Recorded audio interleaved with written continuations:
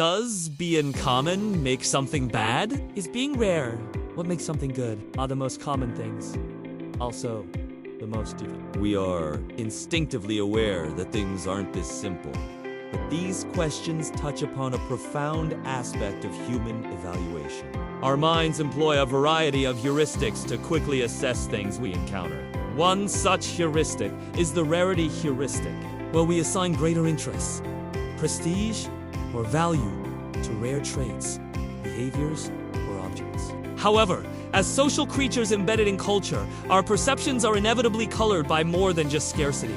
Join me as we explore how the interplay between rarity and value is far more intricate than it appears. So, let's get started. Human evaluation often depends on scarcity. Rare traits, behaviors, or objects can seem more interesting, prestigious, or valuable, a phenomenon known as the rarity heuristic, yet rarity alone doesn't guarantee admiration. It can provoke fear, stigma, or punishment depending on cultural norms, laws, religion, or power structures. Frequency interacts with visibility, acceptance, and social narrative to produce complex patterns of valuation. Consider the example of nakedness. Nudity is culturally variable. In some societies, it is normalized, ritualized, or practical.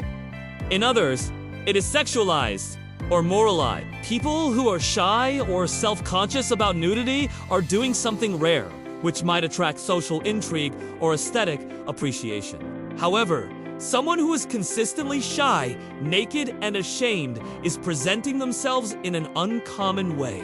This unfamiliarity might garner attention or even become a point of fascination for others. Thus, in certain contexts, being vulnerable or shy, naked, and ashamed could be considered underrated.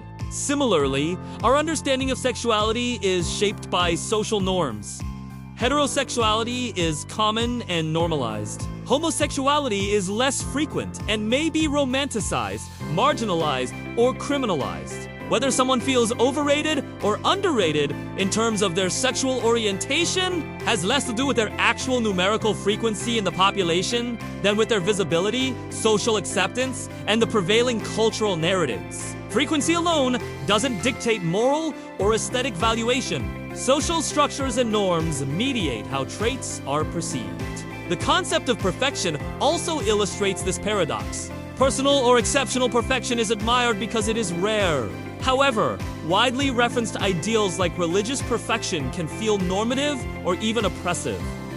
Rarity elevates value. Omnipresence can flatten it. The double bind is clear.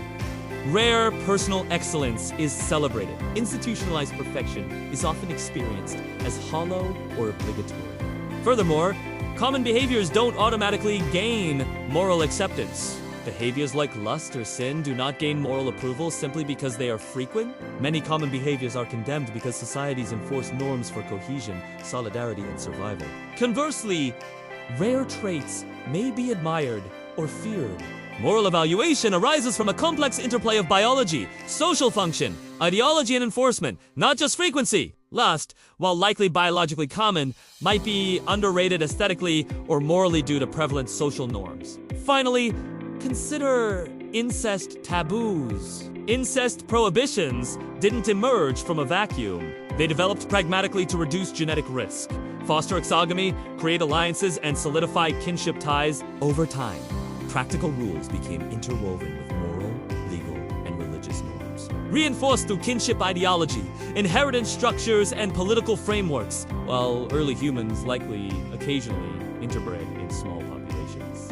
Repeated close kin reproduction would have posed significant genetic dangers, encouraging social rules that eventually hardened into codified morality. In conclusion, does being common make something bad?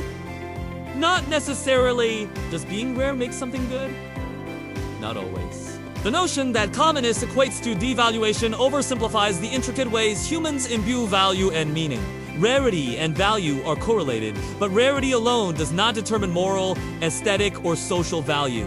Values arise from interconnected networks of scarcity, visibility, pragmatic necessity, cultural codification, biological factors, and historical precedents. Social norms, legal frameworks, Religious doctrines and historical context all play a part in determining whether a trait, behavior, or belief is admired, condemned, or ignored.